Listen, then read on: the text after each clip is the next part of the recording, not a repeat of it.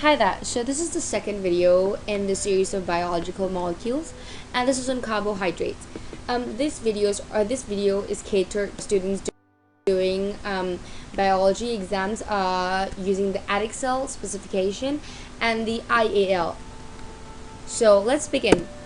Okay, so basically most carbohydrates are just large complex molecules composed of long chains of monosaccharide. One of the most essential carbohydrates that we will come across in this syllabus would be glucose. So glucose is a monosaccharide with 6 carbon atoms in each of its molecule, and the glucose's structure is related to its function as the main energy source in living organisms. The structure makes it soluble so it can be easily transported, and the chemical bonds contains lots of energy. That's why glucose is really essential in the human body. The common foods that contain carbohydrates would be food or breakfast cereal. Okay, so the structure of glucose. This is the structure of glucose, and it's really essential to understand how to draw it. So please understand. We have the chemical formula is C6H12O6, and as you can see, we have 6 carbon, 1, 2, 3, 4, 5, 6. 6 oxygens, 1, 2, 3, 4, 5, 6, and 12 hydrogens. So please understand how to draw this. It's really essential, and please remember that this is the structure of glucose, not carbohydrate. Most students mix glucose and carbohydrates together. So this is the structure of glucose. You can view the image here if you wish. So yeah, let's move on.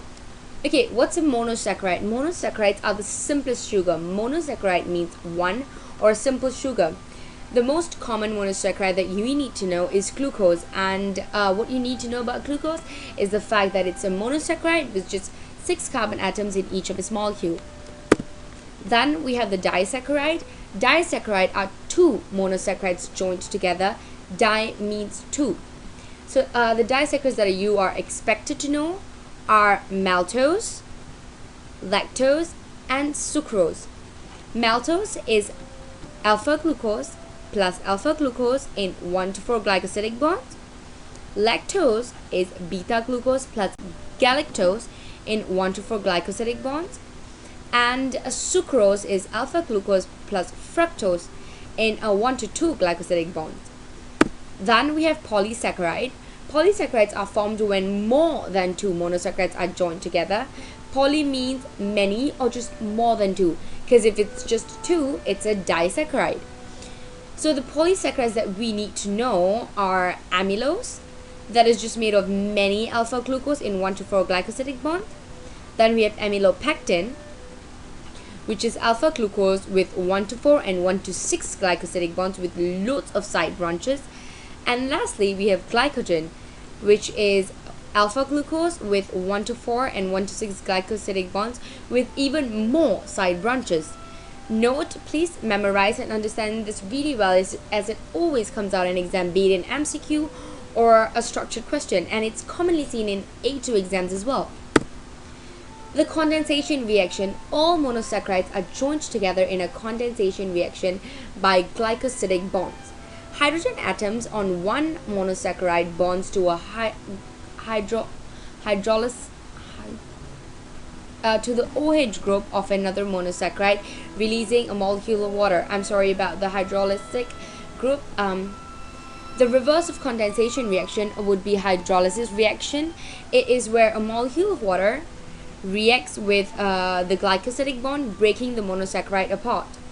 This is the glycosidic bond in the yellow highlighted part, and this is the structure of maltose. Now let's move on. Okay, so in the condensation reaction, a water molecule is being released.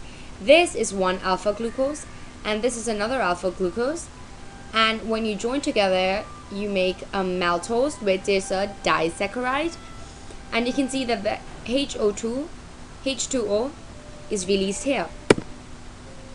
Then we're supposed to know 2 essential polysaccharides. One would be starch and one would be glycogen. Starch is excess glucose. Excess glucose is stored as starch in plants. Starch is a mixture of two alpha glucose, amylose and amylopectin, that we just gone through in the earlier slides. Amylose is a long unbranched chain of glucose joined together in a 1 to 4 glycosidic bond. The angles of bonds gives it a coiled structure, making it compact, so it's good for storage as you can store more in a small space. Amylopectin is a long branched chain of glucose joined together in a 1 to 4 and 1 to 6 glycosidic bond, and its side branches can be broken down quickly, therefore energy can be released quickly. Starch is insoluble, therefore water doesn't cause it to swell via osmosis. I would highly recommend you to understand this slide properly, as it's tested both in AS and A2 exams, and the marks could be up to at least 3 to 4 marks.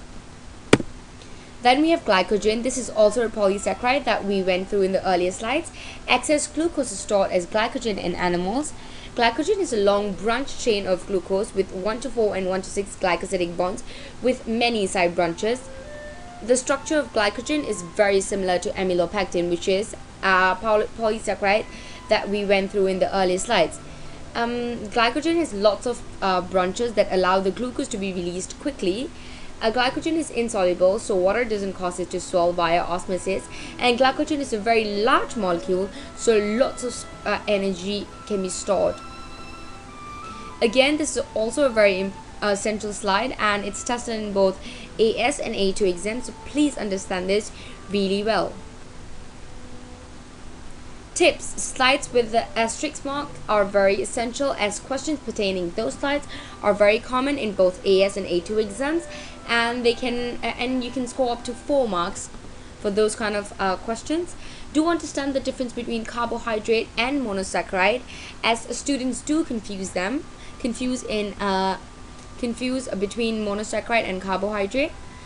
Students may score up to 4 marks regarding a question on this topic, and please learn to draw the structures. So at the end of the day, thank you for watching the video. I hope the video has helped you. Like if the video has helped you, and comment if you would like to if you would like a suggestion or request a certain topic, and do subscribe. Have a nice day.